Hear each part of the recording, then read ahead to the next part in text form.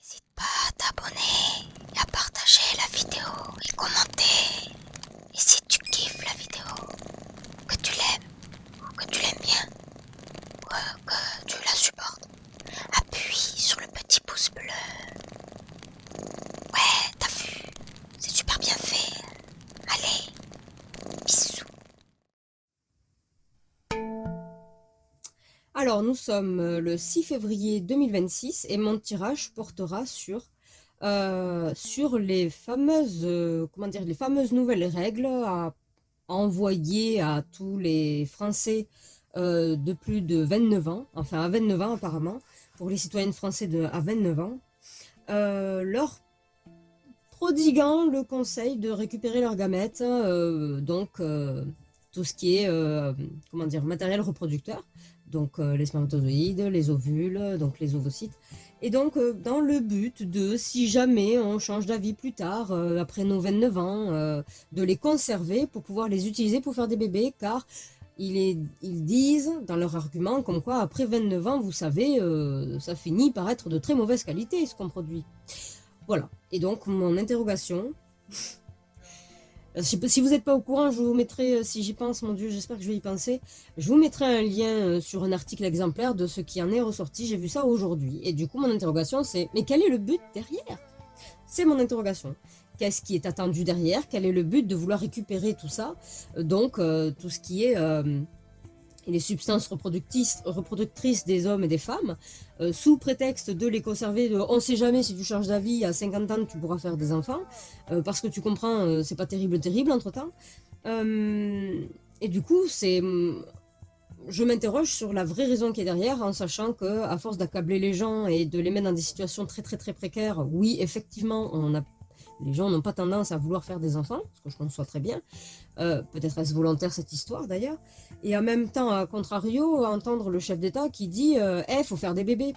Je trouve ça très contradictoire. Et on rajoute à cela le fait qu'on veuille que l'État dit qu'il aimerait bien que les gens s'amusent à aller conserver dans une structure privée, je présume, hein, voilà, de conserver leur substance reproductrice, quoi. Voilà. Donc, bah, je m'interroge sur la vraie raison qui est derrière. Et je vous embarque avec moi, du coup. Voilà. Quelle est la raison de vouloir récupérer les gamètes des Français, donc hommes et femmes? Quelle est la vraie raison derrière pour ce truc de tout le monde recevra un courrier à 29 ans? Nouvelle règle. Ce qui est assez marrant parce que, donc depuis, je crois que ce sera 29 ans, vous recevrez un courrier de donner vos substances reproductrices.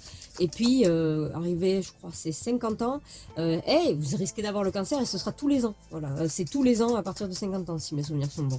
Vous allez avoir le cancer, vous risquez d'avoir le cancer de tel truc, vous risquez tous les ans, autant que votre anniversaire, quoi. On va recevoir des courriers de l'État. Ah mon Dieu. Allez, la vraie raison derrière ce système de envoyer un courrier et réclamer à ce que tout le monde donne ses gamètes. Enfin, euh, les conserve, et je suppose, dans des structures privées. Hein, voilà. Alors, quelle est la vraie raison? Dis-moi tout. C'est vraiment la contradiction en soi, mais bon. Vous voulez faire quoi avec ça, hein? L'État a passé un contrat avec qui, hein? Alors, voilà, amoureux, rigide, aucune force. Et mauvais discours. Bon, on va voir. Mauvaise médiatisation. Hop, hop, hop, hop, hop. Oh, c'est la maman qui sort, qui s'occupe du bébé.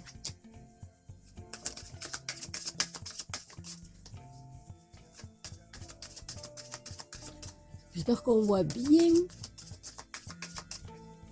Allez, raconte-moi, qu'est-ce qu'on est censé savoir vis-à-vis de cette décision politique?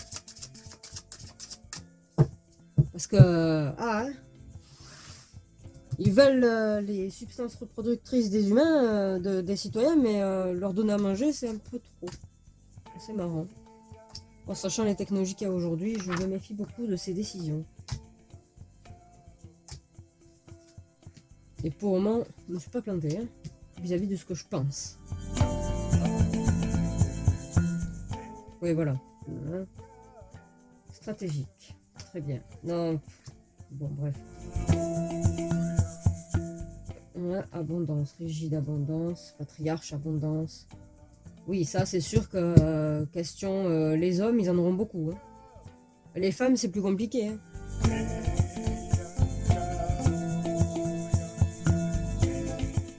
Alors.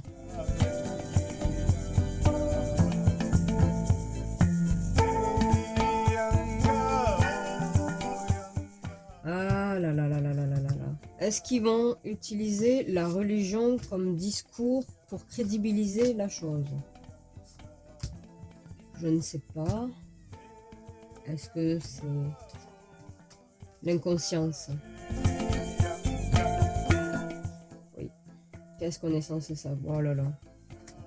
Bon. Je crois que j'ai compris.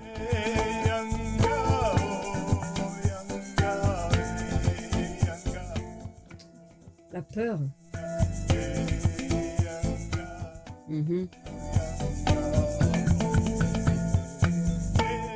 À la base, c'est une proposition. Il me semble.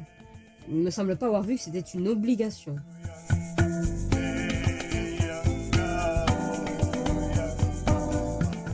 Est-ce que ça va devenir une obligation? Je sais pas.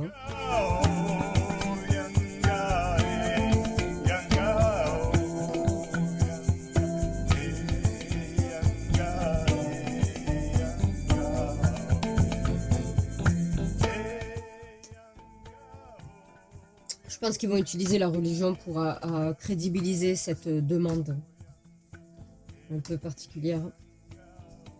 Je pense qu'ils vont utiliser la religion, ou l'émotionnel en tout cas, beaucoup l'émotionnel. Un sale discours médiatique. Médiatiquement en tout cas, c'est comme ça qu'ils le justifieront.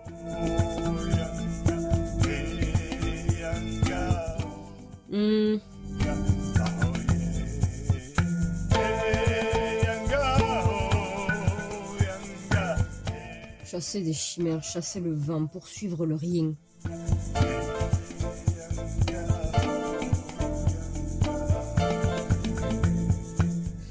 Ça m'intrigue le fait que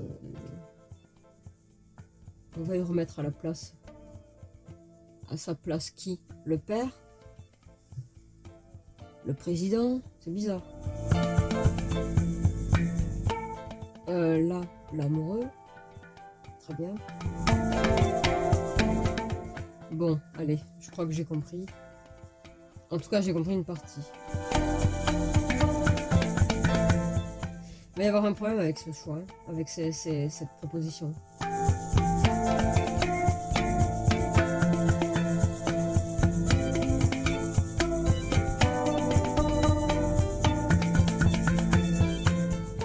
Alors, ils vont utiliser l'émotionnel, je ne sais pas si ce sera la religion spécifiquement, mais en tout cas, au niveau médiatique, ils vont beaucoup utiliser le côté émotionnel des gens.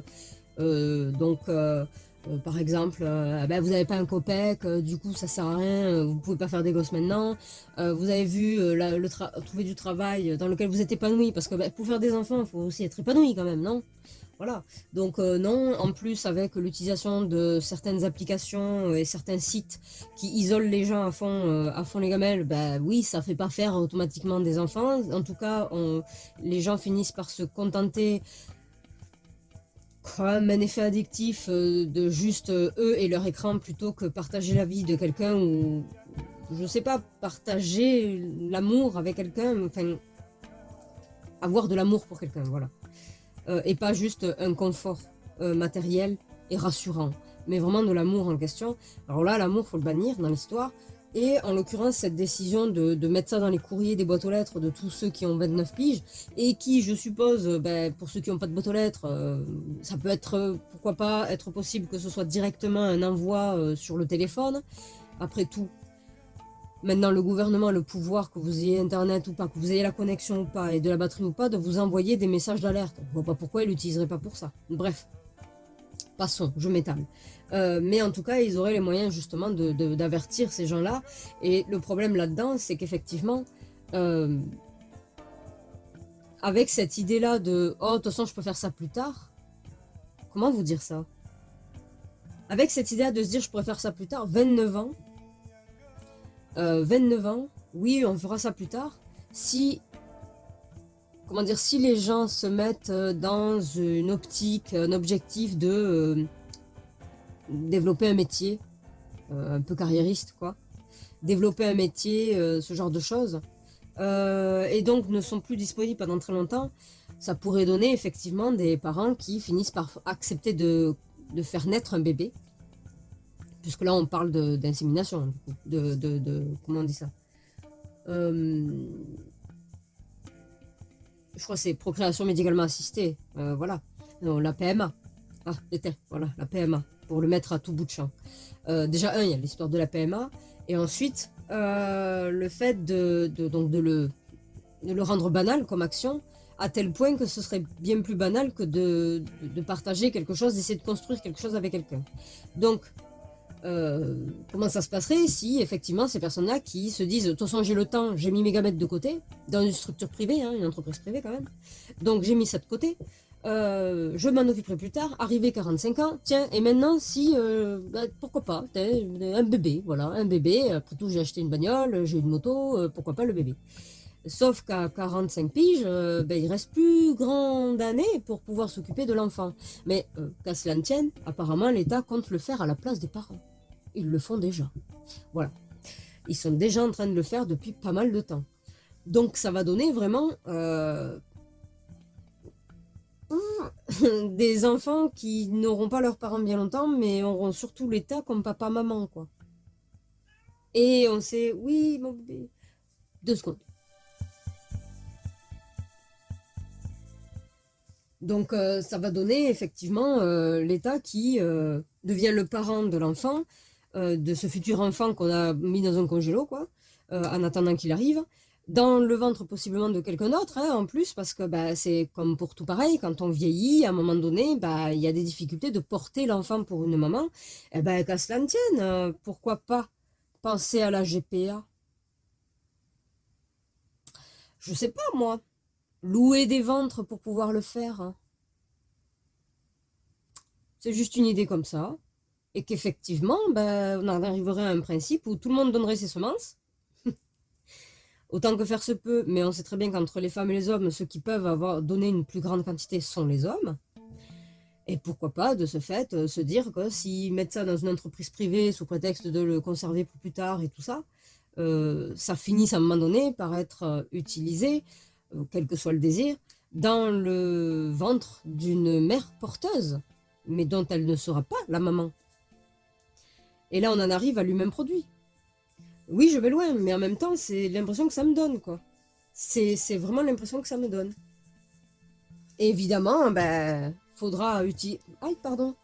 Aïe, aïe, aïe. Tout bousculé.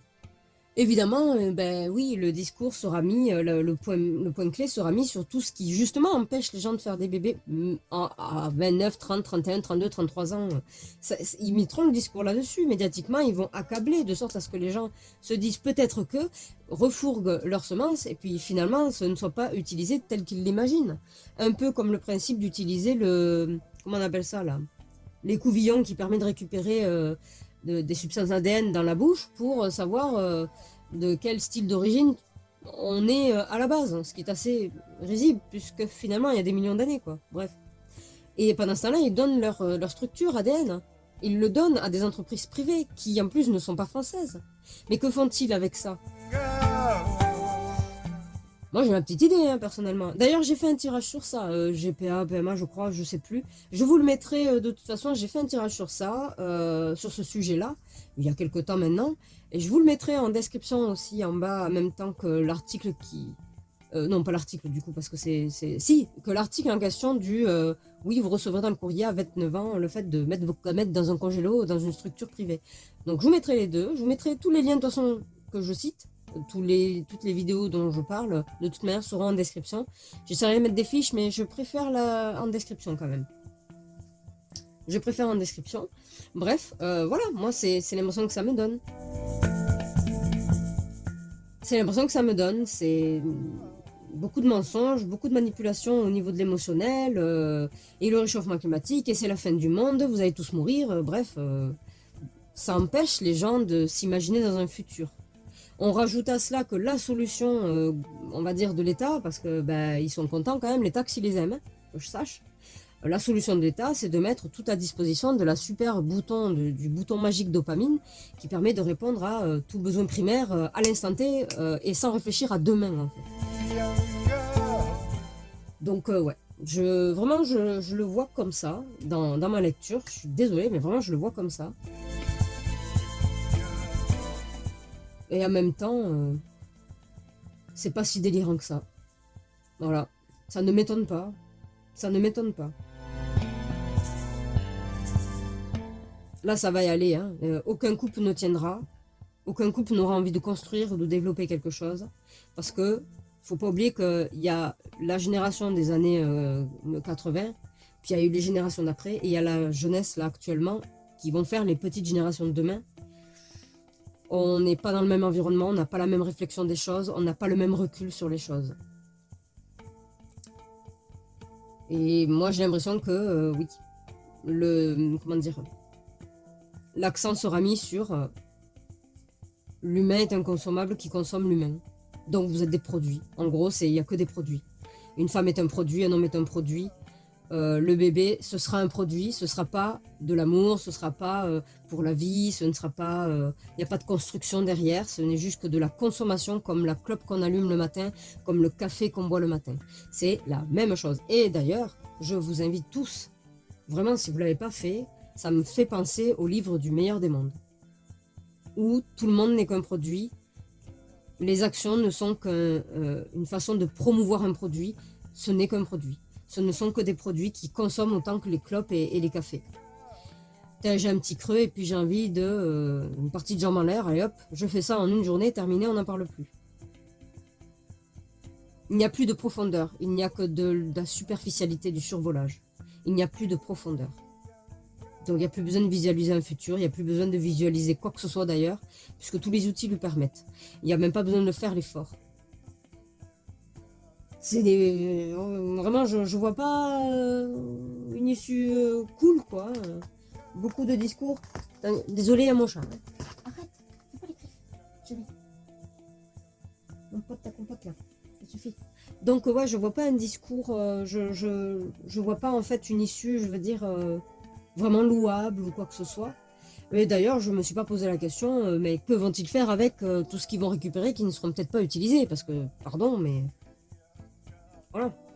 Donc je vais quand même appuyer, affirmer ou affirmer. Ne vous inquiétez pas, je le répète, il y a la conclusion après. Là, ça a l'air brouillon parce que je parle de beaucoup de choses en rapport avec ce sujet-là. Et de toute façon, ça a un lien avec la façon dont je tire les cartes. Mais je ferai une vidéo un jour sur ça. Faudra que je trouve le courage, c'est tout. Mais, ouais, moi, j'ai vraiment l'impression voilà, on va transformer les humains en produits. Qui que ce soit qui dit qu'aujourd'hui, mais tout le monde est un produit, alors dans ces cas-là, il est cette personne-là qui consomme son prochain comme on consommerait un steak, un burger, une clope. Personnellement, ce n'est pas mon cas. Je pense que, et encore, je dis ça, mais parce que je suis de la génération des années 80. Je ne suis pas de la génération des années, oh là là, des années 2020 par exemple, 2000, non pas 2020, 2016. Voilà, je ne suis pas de cette génération-là, je ne suis pas de la génération 2006. Je ne suis pas de cette génération-là, je suis des années 80. Je suis née dans cette période-là. Ma façon de penser est forcément impactée par l'environnement que j'ai eu. Des parents nés dans les années 60. Mais ceux qui sont arrivés après, par contre, c'était nous, leur, entre guillemets, exemple. C'est nous qui crédibilisons les choses. C'est nous qui acceptons de faire les choses. C'est nous qui, même si on refuse, on fait quand même. C'est vraiment de la contradiction. C'est vraiment de la contradiction. Alors, affirme, infirme ou appuie. On est la fameuse... Pardon, 2 secondes.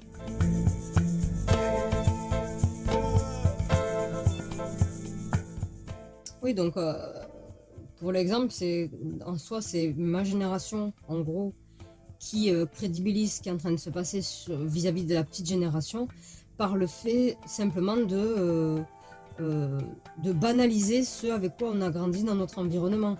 Et en l'occurrence, nous avons grandi, on a vu la naissance d'Internet, on a vu la naissance des smartphones, donc avant ça les gros téléphones portables, et ainsi de suite. On s'est plongé là-dedans, et donc on est rentré dans ce truc de slider constamment, puisqu'il y a eu Facebook au début, à la base c'était seulement sur l'ordinateur, c'est arrivé sur le smartphone, on commence à slider, puis après il y a eu d'autres applications, et ainsi de suite, les messageries qui changent aussi, qui se ressemblent les unes des autres, et le fait de rester dessus et que ce téléphone devienne l'ordinateur de poche, quoi. Et on y passe clairement beaucoup de temps dessus. Ce qui fait qu'on n'a plus le temps de s'attarder sur l'extérieur, ni d'anticiper, de visualiser, de prendre le temps de s'occuper des prochains, ou de penser, juste de penser en réalité. Mais là, en l'occurrence, ça serait vraiment l'humain qui deviendrait totalement un produit de consommation. Alors d'aujourd'hui, on a encore la possibilité, techniquement, notre génération, on a encore ce truc parce qu'on a grandi avec l'ancienne génération. Donc on a connu ce truc-là. Le fait ton prochain n'est pas un produit. Ton prochain n'est pas un produit. C'est un être vivant comme toi, qui ressent les choses comme toi, qui existe comme toi. Et ça, il y en a encore un peu qui sont comme ça. Mais à cause de ce circuit fermé là, de ces écrans en question, on finit par ne plus s'en apercevoir et de se dire, ouais, de toute façon, on s'en fout, hein, je suis un produit, tout le monde est un produit. Ben non, pour le moment, ce n'est pas le cas. La petite génération, oui, par contre. Mais pour le moment, pour nous, ce n'est pas encore totalement le cas. Mais il y en a qui s'enferment là-dedans, qui se révoltent sur les conséquences, mais continuent à faire les choses quand même. Et ça, c'est ça que je trouve absurde. C'est l'absurdité. C'est la contradiction. Je me plains que l'État me prenne pour un produit, mais je fais tout comme un produit. Et je trouve ça risible, je trouve ça aberrant, je trouve ça absurde. Voilà. Je trouve ça terriblement absurde. Et ça impacte forcément la petite génération dont leurs parents sont des générations des années 80. Je suis désolée. On mime, on répète, on copie. Et avec les internets aujourd'hui, avec le smartphone aujourd'hui, celui qui ne pensait pas à une idée farfelue ou un truc pas bien du tout, ben, il y pensera parce que le smartphone lui dit, il lui rappelle, tu savais pas que tu pouvais faire telle bêtise ou tel truc complètement salace. Ben regarde, là on te le montre, tu peux le faire. Parce qu'il y a cette concurrence de les téléphones portables, est-ce qu'on peut le donner à un gosse ou pas, sinon il va être écarté à l'école. De mon temps, c'était la même chose, mais c'était avec les tenues vestimentaires. C'est tout, que ce soit ça, la tenue, la coupe de cheveux, parce que le besoin de s'identifier à un groupe. Et le fait de se sentir rejeté si c'est le cas. Mais je suis désolée, mais même dans une école, tout le monde ne s'habille pas avec les mêmes marques. Il y en a qui ne s'habillent pas avec des marques du tout. Et ben, on se dirige vers ceux qui ne... Dans ces cas-là, on a tendance à se diriger vers ceux qui ne suivent pas les choses. De toute façon, il y a plusieurs types de groupes de personnes dans les écoles. De notre temps, c'était déjà le cas. On n'était pas à ce niveau-là quand même, parce qu'on parle que de tenue vestimentaire, mais c'était déjà le cas. Alors d'aujourd'hui, c'est le smartphone, quoi. Il n'y a même pas le truc de à la maison, c'est protégé. À la maison, au moins, c'est un moment de répit. Non, parce que tout le monde est sur le smartphone. Tout le monde est en train de regarder des bêtises, plus ou moins des bêtises, mais en général, il y a beaucoup de bêtises. Quand on y passe trop de temps dessus, c'est qu'il y a peut-être des trucs intéressants, mais quand ça fait trop longtemps, on arrive aux bêtises, vraiment. Et pendant ce temps-là, qu'on est dans le virtuel, on oublie le réel. Mais l'enfant est là. Mais c'est pas grave, il a un smartphone, lui aussi, il est dans le virtuel. Bref, désolé, ça me sort par les yeux, en fait. Ça me sort vraiment par les yeux.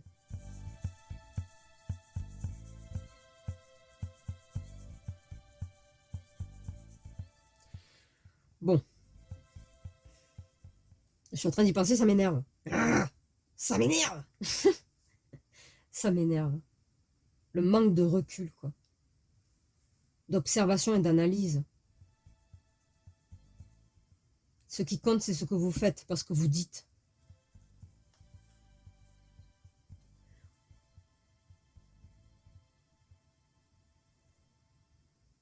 Je me demande s'ils vont pas aussi sortir l'argument des retraites, hein. l'abondance, le machin, le fait de le bloquer, c'est stratégique, mais comme ça, vous donnez vos semences. Ça ne veut pas dire que vous les utiliserez. Mais en tout cas, je me demande s'il n'y aura pas un lien avec l'histoire de la retraite. Le vieillissement de la population, prévoir le vieillissement de la population, et ainsi de suite. Je me demande s'il n'y aura pas un discours vis-à-vis de ça. C'est qui? C'est une femme.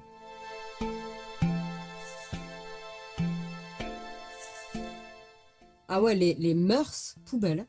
Les couples terminés. Vraiment, ça va tout mettre en l'air. Hein.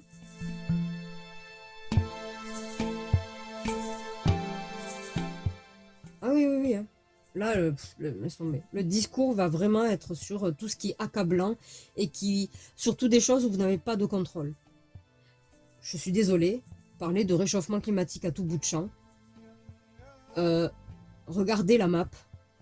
Regardez l'endroit où vous vivez exactement, donc le pays. Prenez Google Earth, c'est génial pour ça. Vous prenez Google Earth, vous mettez la vision du globe terrestre, vous cherchez votre pays, vous laissez zoomer sur votre pays. Une fois que vous avez trouvé le pays, trouvez l'endroit où vous vivez exactement. Une fois que vous avez trouvé l'endroit où vous vivez exactement, ça va zoomer encore et vous cherchez votre adresse personnelle. Et vous allez voir qu'une fois que vous avez fait ça, reculez en dézoomant avec la molette de la souris, reculez comme ça pour vous apercevoir la petitesse que vous êtes. En tant qu'être humain sur Terre, on est ridiculement minuscule. Et d'accabler les gens sur c'est la fin du monde, le réchauffement climatique, le machin, vous voyez, il y a de l'orage, il y a de la pluie, il y a du soleil, il y a du machin, nanani, je ne trouve pas ça utile. C'est plus accablant qu'autre chose parce que personne n'a le bouton du climat. Aucun être humain ici, là, qu'on accable, n'a le pouvoir d'aller dans le ciel et dire eh oh, maintenant ça suffit. Hein. Moins de nuages et machin, patati patata. Le petit être humain qu'il est. On est 8 milliards. Le petit être humain qu'il est n'a pas le pouvoir là-dessus. Et on l'accable de choses qu'il ne peut pas contrôler. Alors que si on tenait un discours de propreté, d'hygiène, en expliquant, je sais pas, plutôt que de dire réchauffement climatique et compagnie, pourquoi ne pas dire, vous voyez, si vous laissez vos ordures par terre et compagnie, que vous ne respectez pas les trucs, vous pouvez tomber malade. Ça a déjà eu lieu dans l'histoire, la saleté, le manque d'hygiène et compagnie, développer des pathologies. Vous pouvez dire ça. Vous pouvez dire, personne, vous aimez quand même la propreté, personne n'aime dormir à côté de ses excréments. Personne. Personne, même les animaux le font pas. Personne. Plutôt que de tenir... Ça, par contre, on peut le contrôler. À l'échelle d'un humain. Un humain peut éviter de jeter ses poubelles par terre. Un humain peut éviter de, je sais pas moi, étaler ses ordures un peu partout ou dérespecter la nature elle-même quand il y va et qu'il se promène. Ça, à l'échelle d'un seul être humain, c'est faisable. Par contre, dire à un être humain, le réchauffement climatique, stop, ça suffit. Moi, je suis pas très sûre, hein, vraiment. Et donc, je le dis, hein, vraiment, on peut pas. Et c'est accablant, c'est tout autant accablant. Parler de, il y a les nuages et tout, la France est tout petit, le monde est grand. Il y a la Chine, la Russie, les États-Unis, enfin l'Amérique du Nord, du Sud, bref. On parle pas des autres pays. On n'en parle pas parce qu'ils s'en moquent. A priori. Ou ils ne sont pas encore au même terme de l'évolution, de technologie, compagnie, de moyens techniques à utiliser. Mais accabler les gens en France sur un truc qui est finalement minime par rapport, je veux dire, vis-à-vis d'autres pays en question, vous pouvez pas demander à la France qui est déjà moins, moins polluante que par exemple la Chine ou le Népal.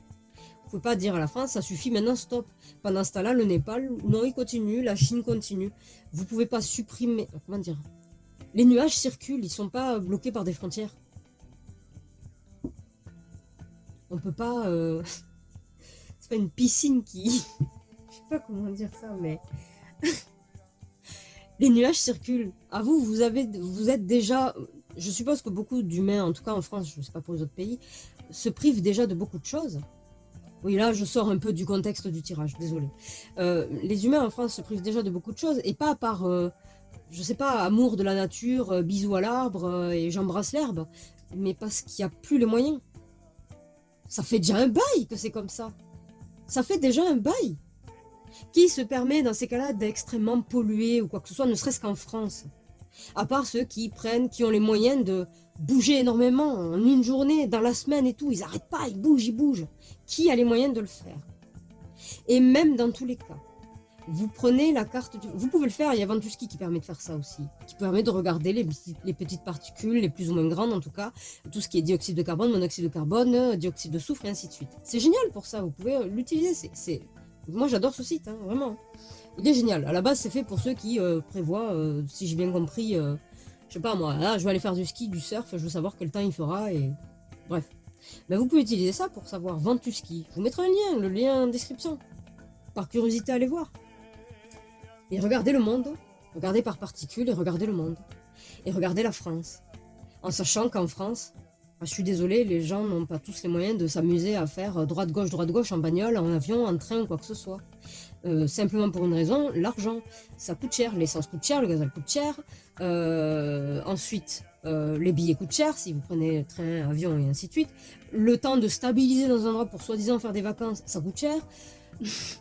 Tout coûte cher depuis longtemps et ça n'a fait que d'augmenter. On n'a pas les moyens. Et on va dire, par exemple, pour les Français, je suis française donc je parle au nom de la France, on va dire aux Français, arrêtez de faire ce que vous faites déjà. Je fais pas grand chose. Ouais, parce que vous polluez, vous allez détruire la planète et compagnie. Ouais, mais j'ai déjà pas grand chose. Et pendant ce temps-là, le Népal, c'est pas de la faute des citoyens. Le Népal, qui, si mes souvenirs sont bons, il y a énormément d'usines là-bas. Énormément d'usines qui, oui, effectivement, font des teintures et compagnie. Le Népal, si vous regardez les particules, le Népal est rempli d'émissions de particules de dioxyde de carbone, par exemple, ou de monoxyde de carbone même. Vous allez voir la Chine, tout ce qui est au niveau de la côte et là où il y a les grosses villes, c'est la même. En France, l'endroit où vous pouvez voir ça, je suis désolée, mais c'est dans les très grosses villes. Et là, pour la simple et bonne raison que les très grosses villes sont extrêmement denses. Les murs sont hauts, les bâtiments sont hauts. Alors ceux qui circulent au sol ont du mal à s'échapper vers la hauteur. Donc les gens marchent là, entre ces murs-là qu'il y a dans toutes les rues. Bah, ils respirent ça. Parce que c'est canalisé. C'est concentré puisque ça a du mal à pouvoir partir vers la hauteur. Si vous prenez les campagnes, ce n'est pas le cas. Vous sortez des grosses villes, dézoomez, allez voir les grosses villes, regardez les particules. Regardez. On a la possibilité de le voir. C'est accablé pour rien. Accablé sur des choses que l'individu lui-même ne peut pas contrôler. De toute façon. Et là, c'est médiatiquement, et c'est déjà le cas depuis longtemps, le discours est mis là-dessus. On accable les gens. Comme on a accablé entre 2020 et 2022, comme on a accablé durant les périodes des Gilets jaunes, comme on accablera encore. On accable encore vis-à-vis de certaines ethnies et de religions. On accable sur des choses que l'on ne contrôle pas. Par contre, eux installent des choses qui nous contrôleront. Font des lois qui nous contrôleront. Je vous laisse méditer là-dessus. Donc bref, je ne change rien à ce que j'ai dit vis-à-vis de tout à l'heure. C'était il y a longtemps maintenant. Je ne change rien à ce que j'ai dit de toute façon. Ici, effectivement, les mœurs changent de toute manière. Tout ce qui est relations de construction, relations durables sur du très long terme, fini in the poubelle, ça sert à rien, ça sera très compliqué. Il y a trop de changements. Les mœurs changent, il y a trop de choses qui changent. Et en plus de ça, là, l'accablement qui fait que les gens finiront par se dire c'est pas con, si je donnais mes semences à une structure privée, je sais même pas si elle sera française. Pour on sait jamais plus tard. Voilà. Et au final, personne ne saura, si, peut-être plus tard, personne ne saura ce que fera la structure privée des semences récupérées. Petit détail, avec les technologies d'aujourd'hui, j'ai envie de vous dire, on peut imaginer beaucoup de choses. Bon, désolé pour ce grand laïus que j'ai fait. J'en avais besoin apparemment. Je suis presque sûre quand même que je suis pas la seule à penser à ça, vraiment. Je suis presque sûre que c'est pas le cas. Que je suis pas la seule, quoi. Mais du coup, bon ben voilà. Donc si vous avez apprécié la vidéo, même si j'ai fait un long laïus, c'est vrai. Si vous avez apprécié la vidéo et que vous voulez me soutenir, je vous invite à cliquer sur s'abonner, comme ça vous me soutenez, vous aidez la chaîne, à partager également parce que ça concerne tout le monde, notamment là c'est pour les citoyens français, je sais pas pour d'autres pays, et ensuite à me laisser en commentaire votre avis sur mes sujets traités, vis-à-vis de l'info que je traite actuellement, donc que ce soit positif ou négatif, pitié que ce soit constructif. Et en même temps, dans les commentaires, vous pouvez mettre des suggestions de futurs sujets à traiter, si vous en avez en tête. Je vous lis de toute façon, et le sujet, je vais le traiter. Ne vous inquiétez pas. Voilà. Donc, je vous laisse avec la conclusion, et je vous dis bisous.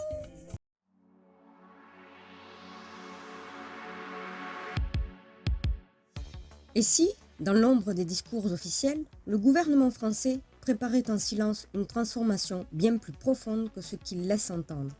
On murmurerait qu'en invitant chaque homme et chaque femme dès 29 ans à confier leurs cellules reproductrices à des structures de conservation, il ne s'agirait pas seulement d'une précaution bienveillante. On supposerait que cette mesure oublierait discrètement la voie à une légalisation élargie de la PMA et, plus encore, de la GPA pour le plus grand nombre. On conjecturerait que derrière le mot d'ordre du réarmement démographique se cacherait une logique implacable. Encourager les Français à faire plus d'enfants tout en leur offrant une échappatoire différée. On imaginerait que congeler ces gamètes procurerait un étrange réconfort. Je suis rassuré, j'ai mis de côté, je pourrais avoir des enfants plus tard. Mais ce plus tard pourrait s'étirer jusqu'à un âge où porter un enfant deviendrait médicalement risqué pour la femme et où la qualité des gamètes masculins se dégraderait fortement. On devinerait alors que, pour beaucoup, la seule issue plausible finirait par être la PMA ou la GPA. On supposerait que ce qui est aujourd'hui réservé à des cas médicaux graves pourrait, sous couvert de progrès et d'égalité, s'ouvrir à tous. On pressentirait que de nouvelles lois viendraient bientôt légaliser ces techniques, transformant ce qui était autrefois exceptionnel en droit commun. Médiatiquement, on murmurerait que le discours officiel jouerait sur deux cordes sensibles. D'un côté, le présent anxiogène, le climat, la pollution, l'incertitude. De l'autre, un futur hypothétique rassurant. Quand les choses iront mieux, vous pourrez utiliser vos cellules. On imaginerait que cette double temporalité instillerait dans les esprits une forme d'immobilisme doux. Pourquoi construire une famille maintenant, si l'État promet une solution plus tard? On conjecturerait aussi que nul ne saurait vraiment où ces cellules seraient conservées. Dans des banques françaises, étrangères? Qui garantirait qu'elles resteraient bien les vôtres? On frémirait à l'idée que cette incertitude pourrait rappeler les heures les plus sombres de l'eugénisme, quand l'État décidait qui devait transmettre la vie. Et si, au bout du compte, cette politique ne visait pas tant à augmenter les naissances qu'à suspendre le désir de construire un avenir immédiat? On supposerait que, une fois la GPA et la PMA ouvertes à tous, l'État pourrait même les subventionner, les intégrer au calcul du PIB au même titre que d'autres secteurs autrefois tabous. On murmurerait enfin que l'être humain, petit à petit, deviendrait une marchandise comme une autre. Un stock de cellules à congeler, à valoriser, à échanger. Une brique de lait ou un paquet de pâtes, mais en version biologique. Et si le vrai réarmement n'était pas démographique, mais marchand?